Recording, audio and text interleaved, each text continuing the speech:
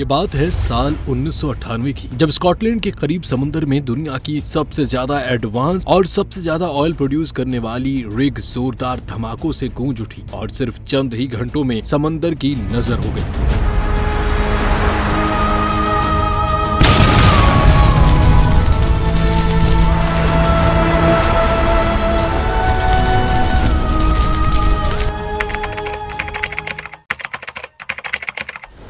1976 में स्कॉटलैंड के शहर एबरडेन से 190 किलोमीटर दूर वीरान समंदर के ठीक उस हिस्से में ऑफशोर ऑयल प्लेटफॉर्म, जिसको पाइपर अल्फा कहा जाता था, उसने ऑयल की एक्सट्रैक्शन और प्रोडक्शन काम शुरू किया। पाइपर अल्फा एक बहुत ही मजबूत और एडवांस्ड ऑयल प्लेटफॉर्म था, जिसमें 185 किलोमीटर फी घंटे के समुद्री तूफान को भी बर्दाश्त करने की ताकत मौजूद थी। था तो ये एक समुद्र के ऐसे हिस्से में दूर दूर तक कोई शहर आबाद नहीं, लेकिन पाइपर अल्फा अपने आप ही एक शहर था, क्योंकि एक वक्त ही यहाँ 226 वर्कर रहते थे जो शिफ्टों में 24 घंटे काम किया करते थे। अपने दौर की बायोटिक रिग होने के साथ साथ पाइपर अल्फा दुनिया की सबसे ज्यादा प्रोडक्टिव रिग भी थी, जो अपने अच्छे वक्तों में रोजाना 3 लाख से ज्यादा ऑयल के बैरल्स प्रोड्यूस करती थी। इसकी कामयाबी देखते हुए 1980 की शुरुआत में ही इसको नेचुरल गैस और लिक्विड पेट्रोलियम गैस के प्रोसेसिंग के लिए भी इस्तेमाल किया जाने लगा। इसका कुल वजन 20,000 टन था, तकरीबन 100 ट्रेन के इंजन के बराबर बनता है, और अगर इसकी ऊंचाई का अंदाजा लगाया जाए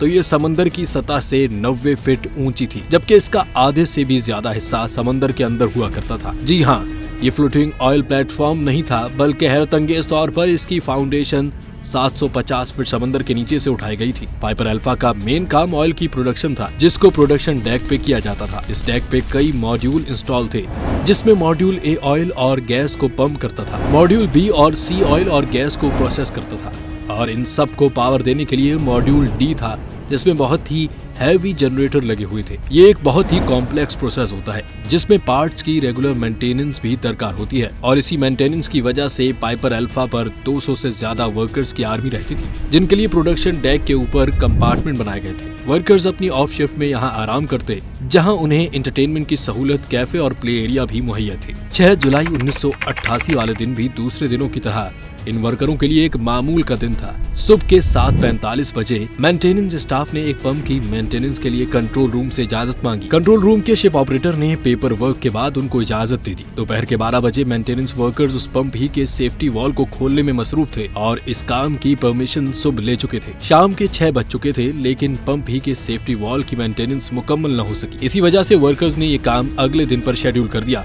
और इसमें भी कोई खतरे की बात नहीं थी, क्योंकि पंप ए अपना काम कर रहा था और रात गए अगर कोई मसला भी होगा तो gas wall automatic shut off हो जाएगा। सुबह की शिफ्ट खत्म होने का वक्त आ चुका था। सारे वर्कर्स ने रात की शिफ्ट के वर्करों को चार्ज दे दिया। रात की शिफ्ट में टोटल 62 वर्कर्स थे।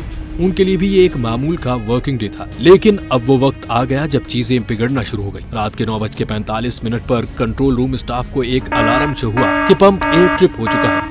पंप ऑपरेटर की टीम पंप ए के पास गई और उसको रीस्टार्ट करने की कोशिश की। नॉर्मली पंप आसानी से स्टार्ट हो जाता है, लेकिन इस बार वो नहीं हो रहा था। अब हालात ये थे कि जमीन के नीचे से गैस मुसलसल टैंक में जमा होती जा रही थी, और अगर अगले आधे घंटे तक पंप न चला तो गैस वॉल बंद हो जाएगा, और उसके साथ पूरी रिग का प्रोडक्शन प्रोसेस भी। ये इतना खतरनाक तो नहीं था, लेकिन वर्कर्स रिग के शटडाउन को हर कीमत पर अवॉइड करना चाहते थे। ऑपरेटर के पास अब सिर्फ एक ही तरीका बचा था कि बैकअप पंप यानी पंप ही को चलाया जाए। लिहाजा वो कंट्रोल रूम गए और मेंटेनेंस शीट पर देखा तो पता चला कि सुबह की शिफ्ट वालों ने पंप बी पर अभी तक मेंटेनेंस का काम स्टार्ट ही नहीं किया। ये देखकर पंप बी को ऑन करने का फैसला किया गया। पंप बी को स्टार्ट करते ही वापस सब कुछ नॉर्मल हो गया, लेकिन इसके 10 मिनट बाद रात 9:55 पर कंट्रोल पैनल पर कई और अलार्म बजना शुरू हो गए, और ये कोई वार्निंग अलार्म नहीं थे, बल्कि ये गैस लीकेज अलार्म थे। यानी ये इस बात की अलामत थी कि रिग में कहीं न कहीं गैस लीक हो रही है। अभी कंट्रोल रूम का स्टाफ कुछ और करता कि अचानक एक जोरदार धमाका हुआ और रिग में आग भड़क उठी।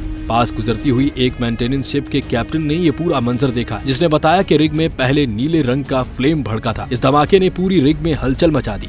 कुछ वर्कर्स ने पानी में छलांग लगाकर अपनी जान बचाई, तो कुछ एसओपी फॉलो करते हुए हेलीकॉप्टर का इंतजार करने लगे। इतने में रिग का तमाम ऑटोमेटिक सेफ्टी सिस्टम एक्टिवेट हो गया, जिसने जनरेटर, पंप और कंप्रेसर सबको बंद कर दिया। वो जहां 24 घंटे शोर शराबा रहता था, वहां खामोशी छा गई। लेकिन ये खामोशी ज्यादा देर टल न सकी। 10:20 पर रिग में दूसरा धमाका हुआ। भड़कती हुई आग और धुएं की वजह से रेस्क्यू हेलीकॉप्टर्स का सवाल नहीं था। पास मौजूद शिप जो अंडर वाटर पाइपलाइन इंस्टॉल कर रही थी, वहाँ से ये पूरा मंजर देखा गया और इसे रिकॉर्ड भी किया गया। इस वक्त तक ये खबर आग की तरह पूरी दुनिया में फैल चुकी थी। यूरोप समेत दुनिया के तमाम चैनल्स इस हादसे को रिपोर्ट करने लगे। अभी आग बुझाने के लिए कुछ और किया जाता कि एक तीसरे धमाके ने पूरे पाइपर अल्फा को हिला दिया, जिसके नतीजे में प्रोडक्शन मॉड्यूल लिविंग क्वार्टर समंदर में जा गिरे। वो दिन जो एक मामूल का वर्किंग दिन था, वो अब तारीख का अफसोस तरीन दिन बनने जा रहा था। पाइपर अल्फा के हादसे में 167 वर्कर्स अपनी जान से हाथ धो बैठे, जबकि 59 वर्कर्स इंतहाई मुश्किल में अपनी जान बचाने में कामयाब हुए। पहले धमाके से लेकर तीसरे धमाके तक पाइपर अल्फा को तबाह होने में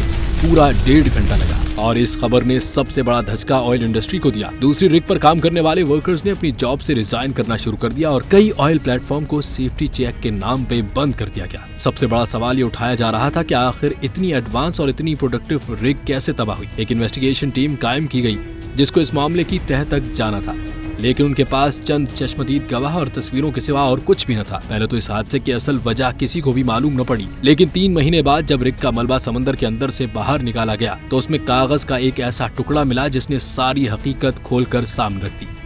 हादसे वाले दिन सुबह को 7:45 पर जब मेंटेनेंस टीम ने पंप ही की मेंटेनेंस की परमिशन मांगी थी, तभी उन्होंने पंप ही की सेफ्टी वॉल को भी मेंटेन करने के लिए एक अलग डॉक्यूमेंट पर परमिशन मांगी थी और इन्वेस्टिगेशन टीम को यही पेपर मिला था। रात की शिफ्ट वालों ने पंप बी को ऑन करने से पहले ये तो देखा कि पंप बी पर मेंटेनेंस शुरू नहीं की, लेकिन उन्होंने दूसरे ही बॉक्स में पड़े पंप बी के सेफ्टी वॉल को रिमूव करने का डॉक्यूमेंट नहीं देखा, जिसको असल में सुबह की शिफ्ट वाले पहले ही रिमूव कर चुके थे। पंप और सेफ्टी वॉल दोनों अलग अलग रूम्स में मौजूद होते हैं, इस वजह से किसी ने भी ये नोटिस नहीं किया कि पंप बी का सेफ्टी वॉल मौजूद ही नहीं है। पंप बी के सेफ्टी वॉल न होने की वजह से उसमें से गैस लीक हुई और 10 मिनट के अंदर ही गैस मॉड्यूल के फायर वॉल फाड़ कर बाहर निकल गई और अचानक उसमें आग भड़क उठी। मॉड्यूल सी में भड़कने वाली आग जल्द ही मॉड्यूल बी तक पहुंच गई, जहां हजारों टन क्रूड ऑयल सिलेंडर में मौजूद था। इस क्रूड ऑयल को आग लगने से दूसरा धमाका हुआ, जिसने एलपीजी की गैस लाइन को नुकसान पहुंचाया और एलपीजी गैस लाइन डैमेज होने की वजह से तीसरा धमाका हुआ। अगर आपको इस धमाके की नौयत का अंदाजा लगाना हो तो बस ये जान लें